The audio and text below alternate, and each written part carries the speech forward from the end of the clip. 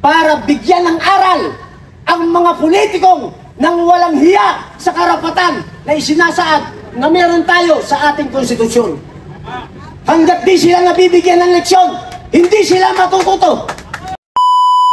Bibigyan ko kayo ng isang senaryo at katotohanan. Mas maraming mga Pilipino ang may armas kaysa sa ating mga kasundaluhan at kapulisan. That is by statistic. Mas marami ang number ng taong bayan kahit sa combined forces ng ating armed forces at ng ating kapulisan. That is based on statistic. So pag nagkagulo, pare-parehas tayong mapiperwisyo. Pag nagkagulo, merong papanaw sa ating lahat sa gusto man natin at ayaw. Yan po ang ating iniiwasan. At alam ko naman po, nakikinig ang mga nasa gobyerno. Napakahirap para sa isang Martin Romualdez na matagal na pinamahalaan ng House of Representatives at nakita ng taong bayan ang klase ng pamamalakad na kanyang ginagawa. Bakit siya ay nag-resign? Dahil sa pressure na ipinapakita ng galit ng taong bayan sa social media at maging sa aktwal. At nakita niya ito nung tayo ay nasa House of Representatives. Ito ay nakita ng kanyang mga kasamahan at maaring kinausap siya. Hindi natin sigurado kung ano ang kanilang napag-usapan, pero hindi naman tayo tanga para hindi maanalisa kung ano ang kanilang mga pinagkasunduan. Maaring sinabi ng karamihan ng mga congressman, mahal naming Speaker Martin Romualdez, baka pwede naman na bumaba ka na sa pwesto at baka madamay pa kami sa galit ng taong bayan. Nakikita nyo ang pwersa ng taong bayan. In a democratic country, nakapaloob dyan ang dalawang bagay na dapat tandaan ng mga namamahala sa gobyerno. In a sovereign and democratic country, sovereignty resides from the people and all government authority emanates from the people. Sa Tagalog, ang soberenya ng bansa natin nananahanan sa bawat isang Pilipino. Karapatan natin protektahan kung anong meron tayo rito. At lahat ng otoridad na meron ang gobyerno na pinahiram natin, pinahiram lang yan, nanggagaling yan sa taong bayan.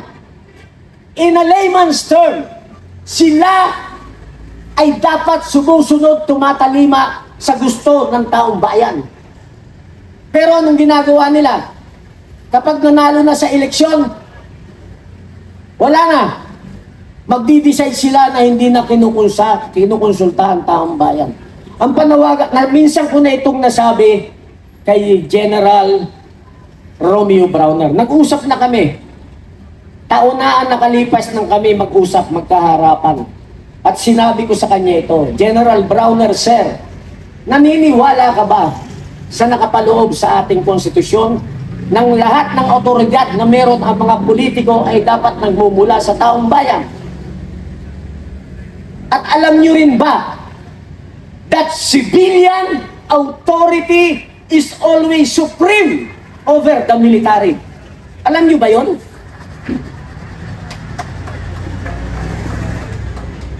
Alam nyo ba yun? Ulitin ko. Civilian authority is at all times, lahat ng oras, supreme over the military. At alam ito ng ating mahal na Chief of Staff, General Romeo Browner. Maraming salamat at tumupad sa ating panawagan. General Kaloy Kita, dumating na. Maraming salamat, General Kaloy Kita, sir. At dumating na rin ang ating magiting, tumalima sa ating panawagan ang ating dating PACC Chairman, ang ating mahal na Chairman Grego Belhica. So maraming salamat mga kababayan. Ipinaalala ko lang sa inyo yung power na meron tayo. Hawakan natin yan, huwag natin pakawalan sa ating mga kamay. ako'y naniniwala, darating ang araw, 1,000,000 tayo dito sa kalsada. Maniwala kayo sa akin. Darating ang araw, malapit na. 1,000,000 tayo sa kalsada para bigyan ng aral ang mga politikong nang walang hiya sa karapatan na isinasaad na meron tayo sa ating konstitusyon. Hanggat di sila nabibigyan ng leksyon, hindi sila matututo.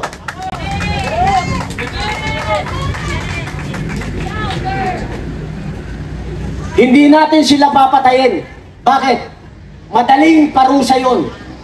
Paghihirapin natin sila sa loob ng kulungan na maranasan nila ang hirap na ibinigay nila sa taong bayan. Pag 1,000,000 na tayo, we will conduct a legal mass arrest to those politicians na nagpasasa sa yaman na dapat ay sa taong bayan, sa yaman na para sa ating mga kapatid na kasundaluhan at sa yaman na dapat sa ating mga kapulisan. Mangyayari po yan. Ang gawin natin, magsama-sama lang tayo, payapa. Wala tayo kailangan gawin. Kailangan lang natin magsama-sama. Mananalo tayo. Magandang gabi po sa ating lahat. Maraming salamat, Tito Ray. At ngayon naman po, bigyan po natin ng pagkakataon, mga kapatid na kapulisan at kasundaluhan, na magbigay po ng kanyang damdamin at opinyon ang isa nating tagapagsalita mula sa hanay ng kabataan. Ibinibigay ko po sa inyo, katulad at kaedad ng inyong mga anak. Ituring niyo po itong anak at pag-asa ng bayan. Ibinibigay ko po sa inyo si Brother Park. Palakpakan po natin.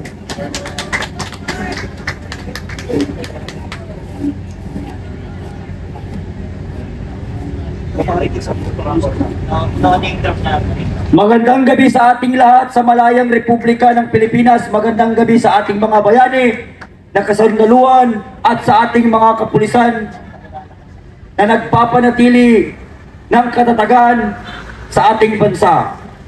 Ako po si Kuya Park Alamada Pangawilan, isang pong kabataan. Kami pong mga kabataan ngayon, mahal naming mga bayaning pulis at sundalo, ramdam na rin po namin ang paghihirap ng inang bayan. Ramdam na rin po namin ang paghihirap ng taong bayan. Ramdam na po namin mga kabataan ang kawalan ng suporta at kawalan ng pagmamahal sa kabataan ang ating gobyerno ngayon, mga minamahal naming bayani. Kami pong mga kabataan ay pagod na po.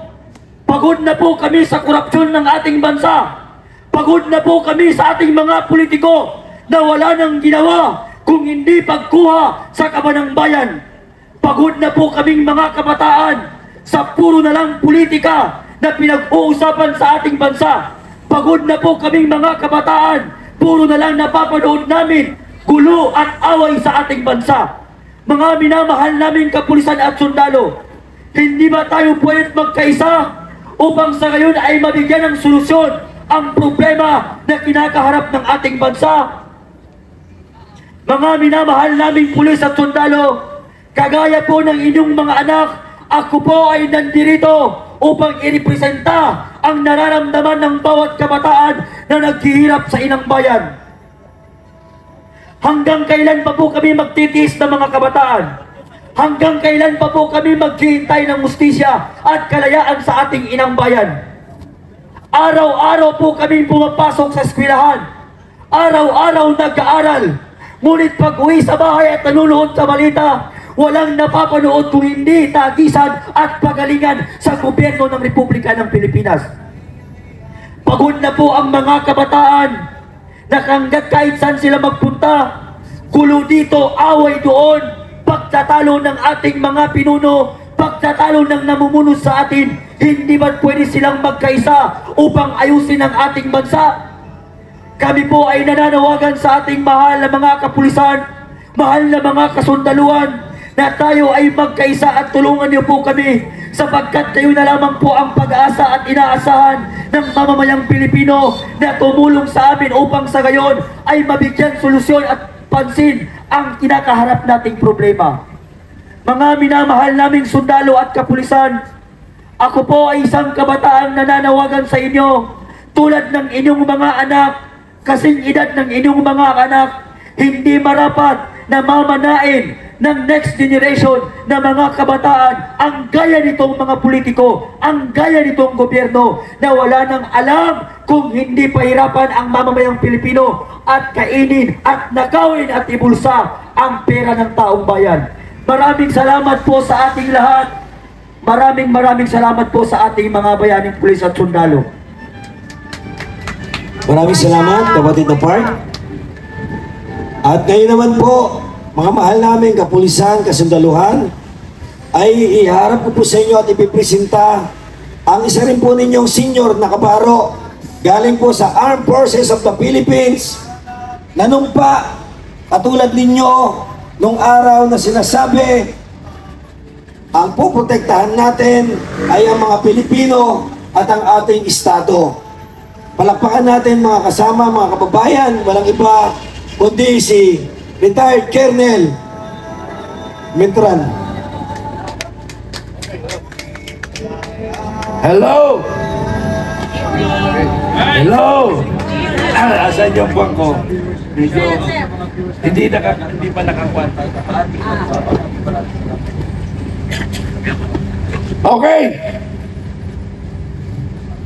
Magandang gabi sa aking mga dating kasama na nakipaglaban sa kabundukan. Narito lang pala ang kalaban ng ating kababayang Pilipino na sa loob ng Kongreso inubos ang kaban ng bayan. Kayo ba? Naisip nyo ba ng ating mga apo ay sila ang makaranas ng paghihirap? Ang tanong nila, kayo ba mga sundalo at pulis? Noon kayo sundalo at pulis, ngayon kailangan natin ipagtanggol ang ating bansa na tayo ay pinapahirapan ng mga politiko na yan. Kanina, ang nagsalita ay isang kabataan.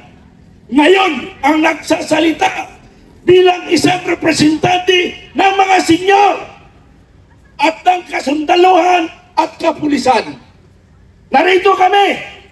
Gusto naming ipahayag kay General Browner, my senior officer. Nananawagan kami, sir. Gusto lang namin marinig nyo ang daing ng Pilipino na kasama ninyo sa kabakbakan ang mga retiradong sundalo at pulis. Hindi kami narito para lang ibuwis ang buhay namin. Nung tayo ay mga tinginte, isinubo natin ang buhay natin sa kabundukan, sa mga rebelde na kaaway ng taong bayan. Ibinuwis natin ang buhay natin para sa ating inang bayan. Pero bakit ngayon, mga putang ina nyo, mga politician, inubos yung kaban ng bayan? Ganun na lang ba tayo? Hindi na tayo iimik? Pabayaan na lang ba natin yung bang gusto ninyo? Napabayaan na lang natin? Manahimik tayo? Hindi pwede. Kay Colonel Mitran yan. Alam niyo yan. 40 years ako nagserbisyo sa ating bayan. Magmula sa Boy Scout hanggang si SDF. Naging sarito. O busina. Ang laban sa korupsyon. Busina. Laban korupsyon. Busina. Sa mga gusto laban sa korupsyon. Okay. Okay, salamat. Busina. Laban sa korupsyon. Okay, busina. Laban sa korupsyon. Busina. Laban sa korupsyon. Busina. Laban sa korupsyon. Okay. Gusto kong magkwento sa inyo. Kayo mga bata pa sa serbisyo, kukwentuhan ko kayo. Kukwentuhan ko kayo. Dumaan ako ng training 13 anyos sa UP Maguindanao. 13 anyos, Okay, salamat sa inyong busina. Ano yun? pro-corruption o anti-corruption? Ha? Okay. Tuloy ko mga kaibigan. Kwentuhan ko lang kayo para magising ang iyong damdamin at mag-alap ang iyong galit sa mga politician na inuubos sa kabanayad ng bayan. Tandaan nyo, may increase na ba tayo? Ay kayo pala? Pulis sa sundalo? May increase kayo? Alam mo yung increase sa inyo? Subsistence allowance na hawak-hawak ng mga officer, lalo na sa sundalo, kinokontrol pa rin. Oh, sweldo yun, hindi yung sweldo. Pagkain lang yun. Paano yung pamilya nyo hindi kakain? Naisip nyo ba yun? Na subsistence allowance ang in-increase sa inyo? Naisip nyo ba yun? Ha? Hindi sweldo yun. Paano yung pamilya nyo?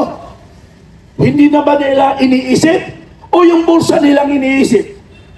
Okay, mga kaibigan, magkwento lang, ituloy ko yung kwento ko para inspirasyon sa mga bago sa serbisyo at yung mag-retire. History. Aywan ko lang kung may makaka-break ng record ko. Ha?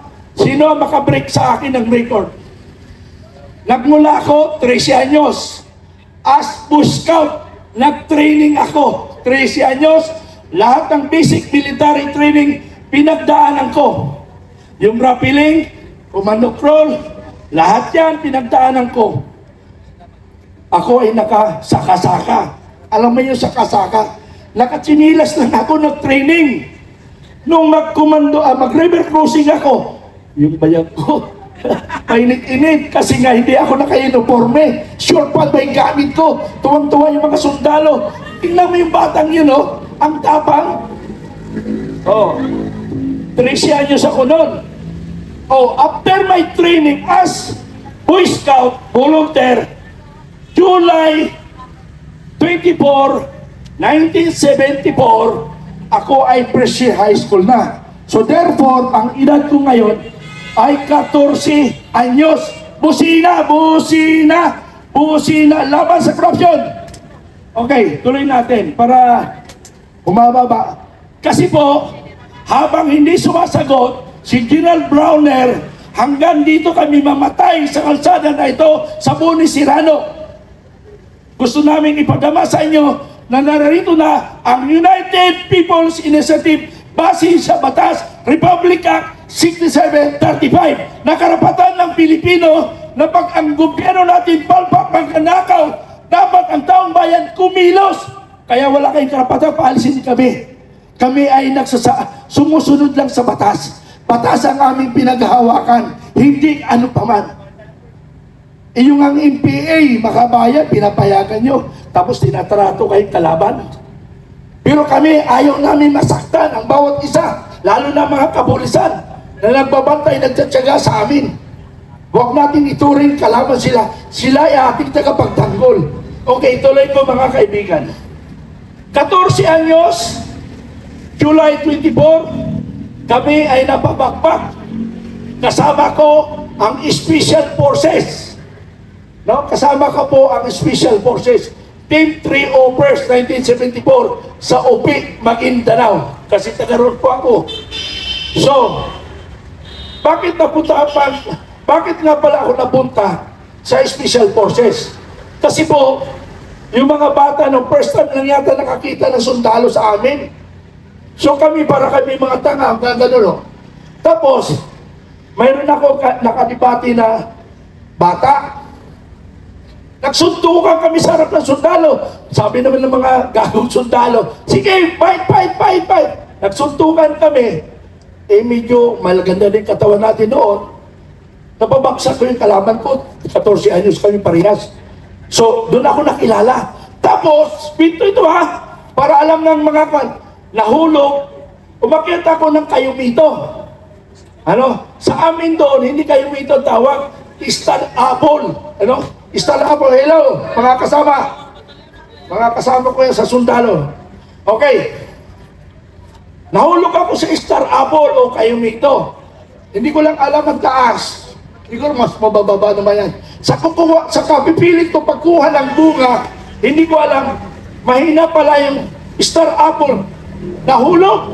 Naula pa ako sa kahoy. Sumunod yung kahoy. Sabi ng sundalo, "Uy, halika nga!" Ang hiya. So, doon ako nakilala.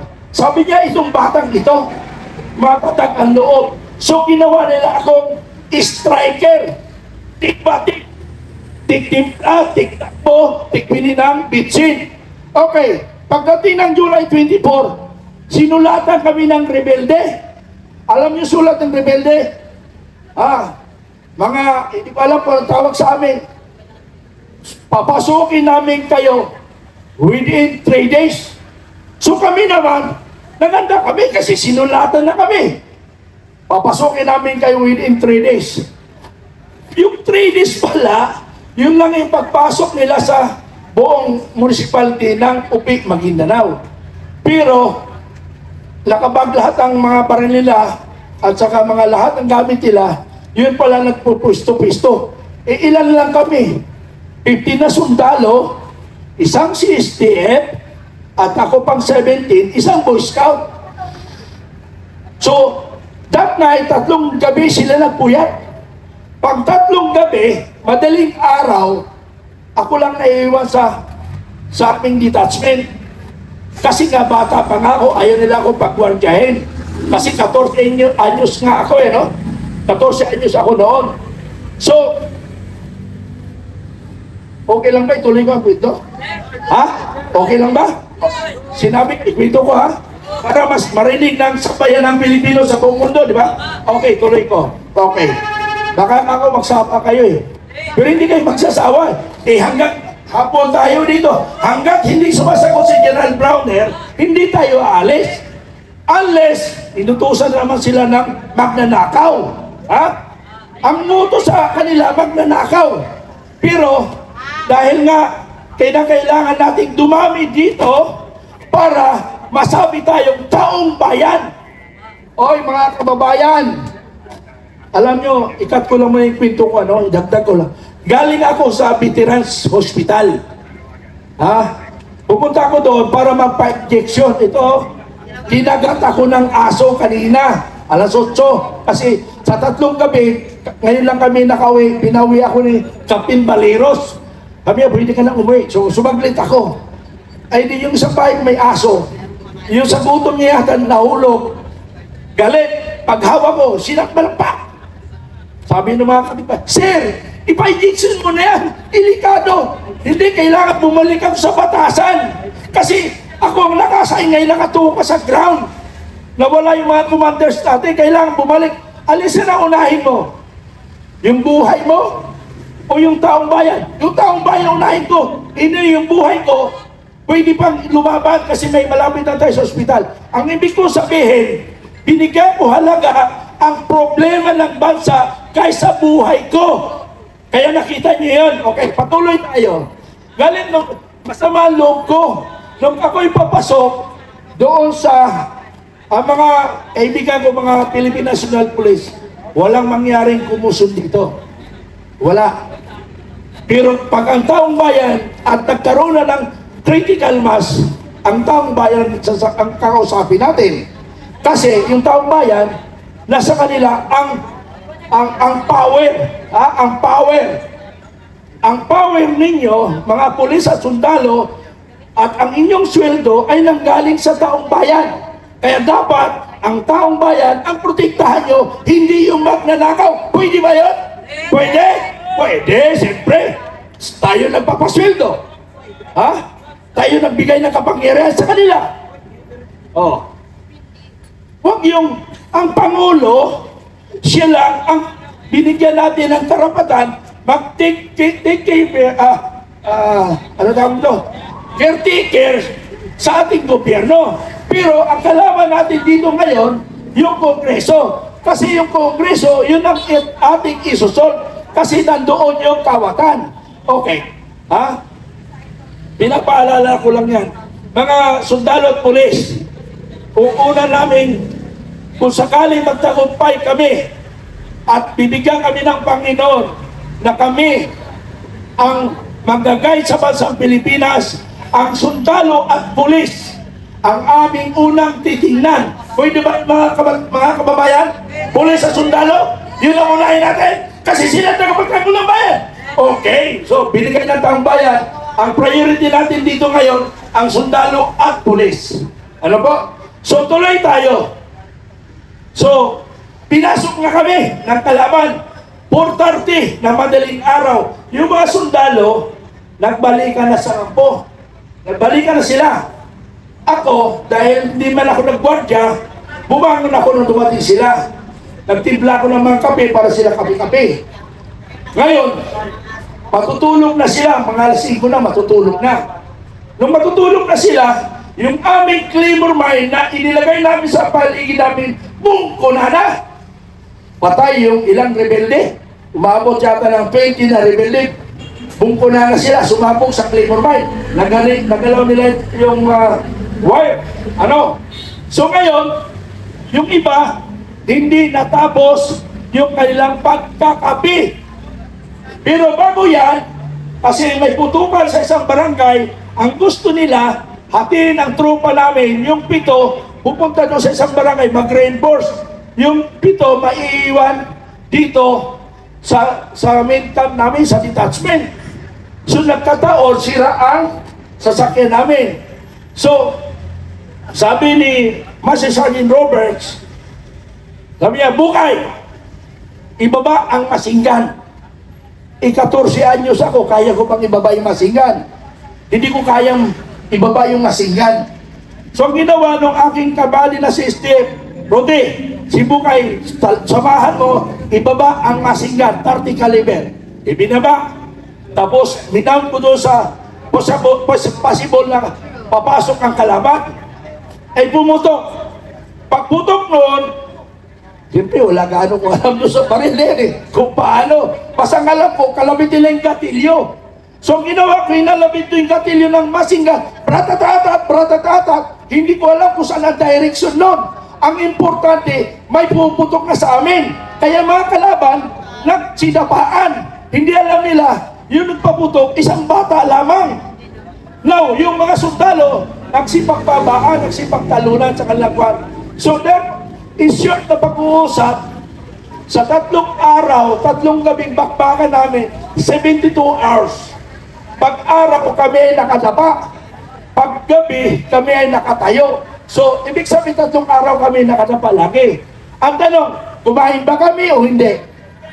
Ha? Hindi kami kumain. Lugaw sa unang araw, pangalawang araw, pangatlong araw. Wala kaming nakain. Hindi kami nakaramdam ng gutom. Bakit? Ano yung isipin niyo? Mamatay o kakain? Ano unahin niyo doon? Siyempre ang buha sa isip niyo, hindi mo maramdaman ng gutom. Ang naramdam mo yung takot. So hindi kami nakaramdam ng takot. So, nagkataon, after 3 days, tinamaan yung kabady ko. Si Den PF, si Antonio, tinamaan yung kanyang kanang balikat, kanang braso. Kabady ko, kasi ang technique namin, dalawa-dalawa lang mayroon silang video bakwan sector of fire. So, kalabitan lang ang oy, Bukay. Ikaw magwardya, ako matulog. Kalabitan lang kami paggabi, gano'n. Tapos, tinamaan siya, dinala ko sa gitna. Tapos, pagbalik ko,